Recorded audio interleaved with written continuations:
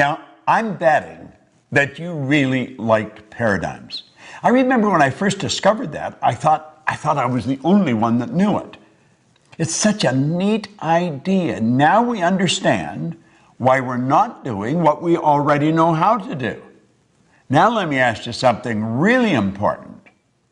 Are you, or maybe a loved one, a family member, somebody that you're very close with, leaving your dreams on the table? Insofar as your money is concerned, or maybe the travel you'd like to do, or relationships that you want to develop, or the health that you really, truly want to enjoy, or maybe even your love affair. You're missing it. The dream has escaped you.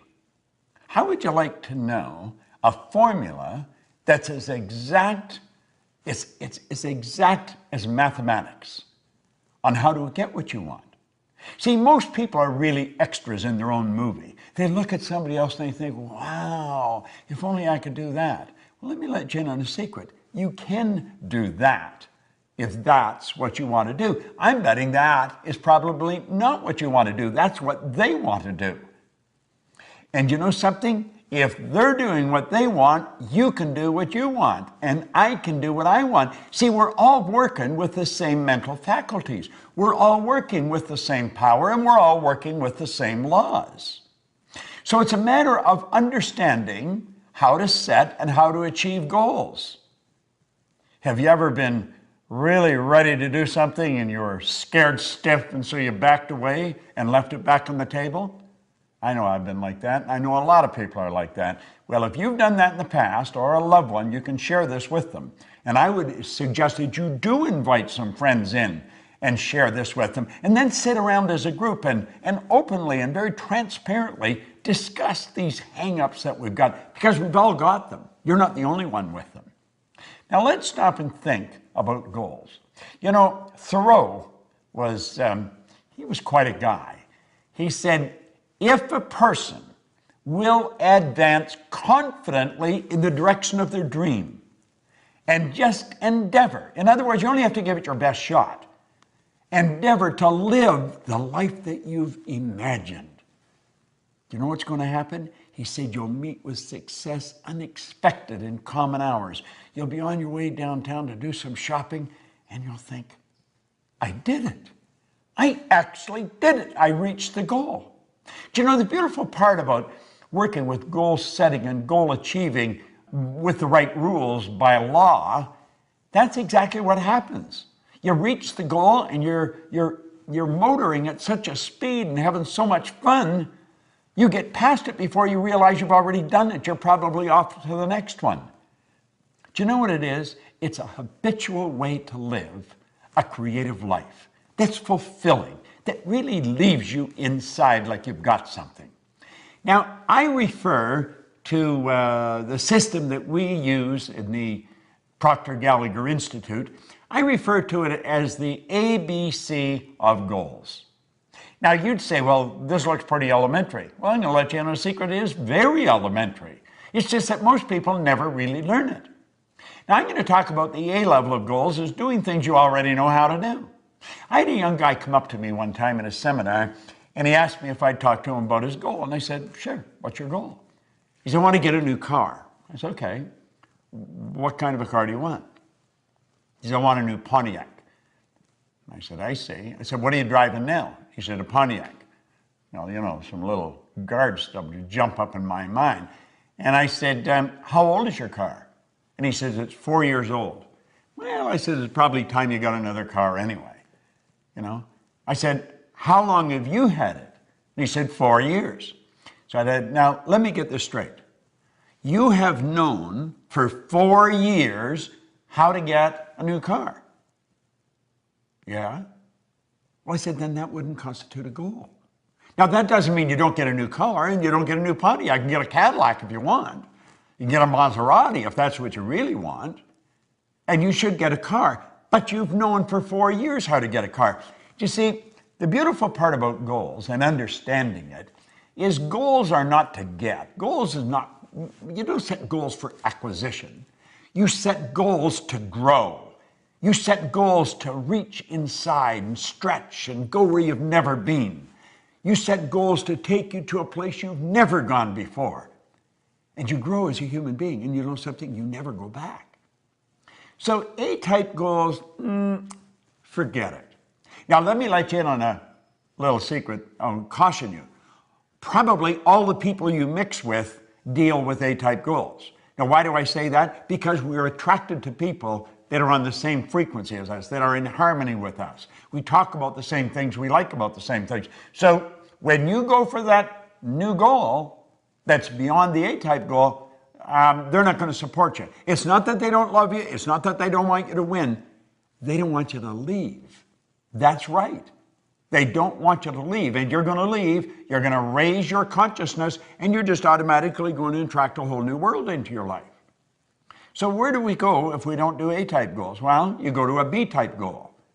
Now, many of the people that really think they're shooters, they're really making it happen, they're going after B-type goals, and this really doesn't cut it. It really doesn't cut it. You know how I said in paradigms you got all this knowledge, but you're not using it? Well, that's true in the B-type goals too. See, the person that's after the B-type goal, they pay attention to what's going on in their life. They know how much money they've got in the bank. They know how much is coming in. And they're pretty accurate when they survey their world. I'm talking about their material world and their social world of, him and her and it and them, the people that they could go to for support. And they've got to have a plan. The plan has to be right on the money. Now, they think if this happened, and if that happened, and if she did this, and he did that, and if that money come in like I want it to come in, if all these things happened, then I could do that. And so reluctantly, we say, that's the goal. And you'd say, well, is that really the right goal? No. Why not?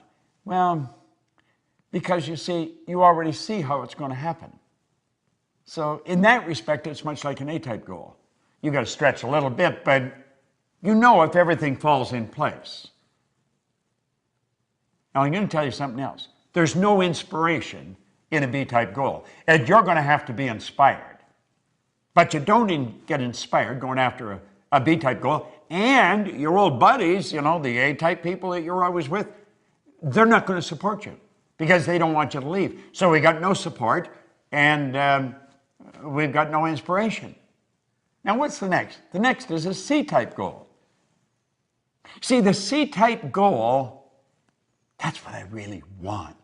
When you sit and you daydream, you may have a couple of drinks in your mind, whoo, and you're off on a trip somewhere. If only we could do that, if only we could do, and you're fantasizing. But you see, there's a problem with fantasizing. You have been told you don't fantasize. That's not being realistic. It's totally illogical to think that you could do that. Well, that's pretty interesting, It really is pretty interesting. Because if you go back and you study in history and you take a look at the people that have really made their mark, they've been ordinary Johns and Marys who have done something that changed the entire world. Now, you'll often hear people say, well, one person can't change the world. I'm going to tell you something. One person changed my world. And I'll lay you odds, you get locked into this and you share it, and they're going to say you've changed their world. See, we've got to be able to get beyond that barrier of logic. We've got to break through that paradigm. That line that separates us from what we want? It's a paradigm. That's all it is. Do you think the Wright brothers were being logical? Do you think they were being realistic? They weren't scientists. They weren't aeronautical engineers. They were bicycle mechanics in Dayton, Ohio.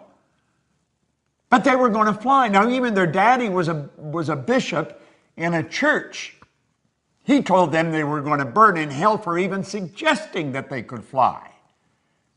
But and I know, they introduced us to the kingdom of flight.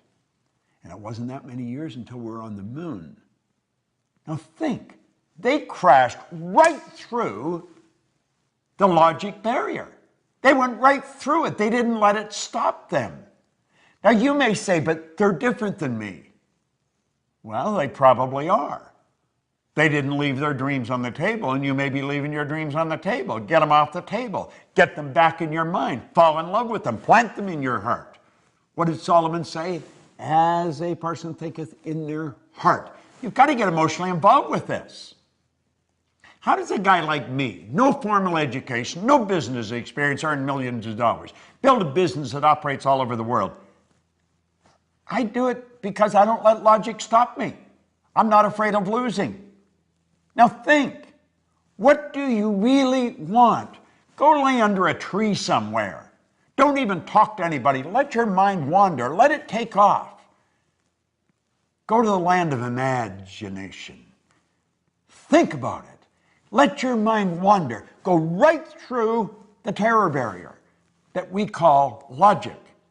I'm going to teach you something about the terror barrier later, but I want you to stop and think of what you want. I had the very good fortune of working with Sir Edmund Hillary. Now, you might not even know who he is, although he hasn't been gone very long. He is the guy that was the first person to stand on top of the world. He was the very first man to stand on the top of Mount Everest, along with Tenzing Norgay, his Sherpa guide. You know the beautiful thing about them, this little side deal, neither one of them would say who got there first. Tenzing Norgay didn't say. Edmund Hillary didn't say. But they were the first, Hillary and his Sherpa guide. Now, Ed Hillary was a beekeeper from New Zealand. He was a beekeeper down in Auckland, New Zealand. Where did he get the idea that he could do something that has never been done before? People died. There's people encased in ice up there. They're never coming down. They've tried to do this. They've been trying to do this for centuries. Just like the Wright brothers, there's people trying to fly for centuries. But you know the strange thing about it? Ed Hillary went up there in 1951, he failed. He went back in 52, he failed. Now there's people around him saying, you've got to be out of your mind going back there. You're going to kill yourself. But in 1953, he stood on top of the world. I had the pleasure of working with him on a couple of occasions, and the only difference in Ed Hillary and myself that I could see was in his size. He was a big man. You say, but I'm not like Hillary and I'm not like the Wright brothers. You're exactly like them. You're exactly like them. There's a spiritual power within you that's perfect. Your spiritual DNA is perfect, and it's forever seeking expression with and through you. That's why you want things. Don't throw your wants. Don't leave your wants on the table. For goodness sake, take a run at it. Go sit down at that table. Get a pad and a pen out and start thinking, what do I really want? I want to be financially independent. That's something all thinking people want. I'm going to tell you something. When you have no money problems, you'll be amazed how much free time you have. You see, in this program, we talk about wants. We're not talking about what we think we can do, and we're not talking about what we've done in the past. We're talking about where we're going, what we're going to do. What do you want? I guarantee you, if you can describe it, if you can see it in your head, you can hold it in your hand. That's exactly the way it works. Napoleon Hill, my mentor, he said, anything the mind can conceive and believe, it can achieve. Now, you may not believe you can. I guarantee you stick with us and you keep studying what I'm sharing with you, and you'll change your beliefs. See, I found out that was one of the keys in my success. I changed my belief. See, our belief system is based upon our evaluation of something. And frequently, if we reevaluate a situation, our belief about that situation will change. There's a 3-step process for goals, goal setting and achieving. It's fantasy, theory, fact. You've got to build the fantasy. And it's okay to say, but it's just a fantasy. That's where everything starts. That's where your clothes started. You probably have synthetic fibers on. We didn't always know how to do that. The building you're in, the air conditioning, the heating system, your cell phone, your computer. The fact that I can shoot this here and you can sit there and watch it. We weren't always able to do this. Somebody fantasized.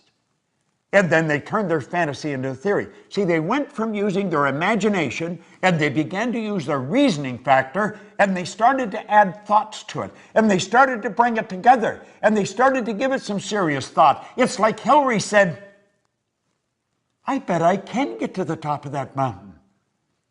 Everybody's saying they're crazy. But they didn't know what he could see. He could see what they couldn't see. The Wright brothers. One was saying to the other, I see it, brother, I see it, I see us up there. And when they got up, they were only up for 14 seconds. And somebody said, yeah, but their first flight was only 14 seconds. And they said, we not only got up there, but we stayed up there for 14 seconds. See the difference in perception, in attitude? Don't listen to anybody else. The only person you want to listen to is somebody that's accomplished more than yourself and know that they're no better than you. Listen to them. Do what they tell you. I know how to win.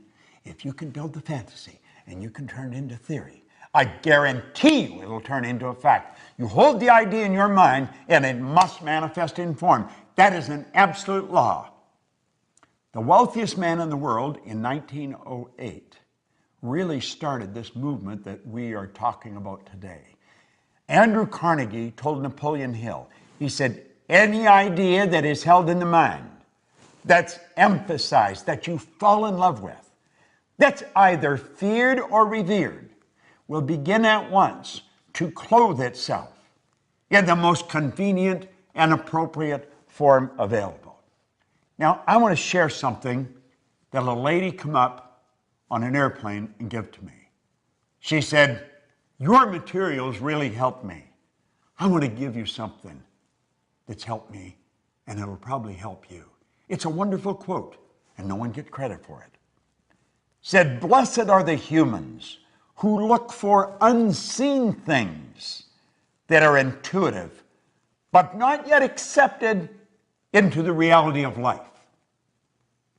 The intuitive is the feeling part of you, the part that can see something nobody else can see. You see it in your mind. It's never been accepted into the reality of life by you or any of your friends or relatives or loved ones. But you can see it. You wouldn't be able to see it if you couldn't get it.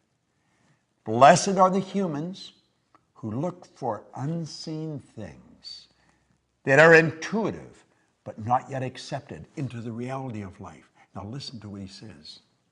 They will be rewarded with knowledge and wisdom and will become the forerunners of the newest sciences on the planet.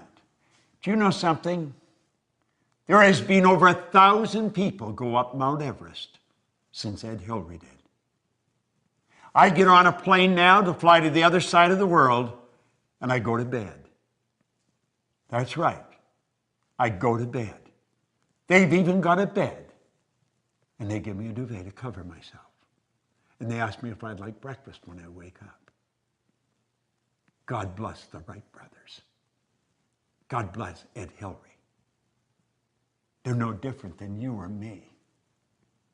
Don't let the fact that you don't know how to do it set the goal. In fact, if you know how to do it, it's probably no good. It's got to scare and excite you at the same time. Now, I want you to go and sit down at that table. And you pick up those dreams that you've left sitting there for a while. And you say, no more. I'm alive, I'm awake, and I'm on the move, baby. There may be no one that understands, but I understand.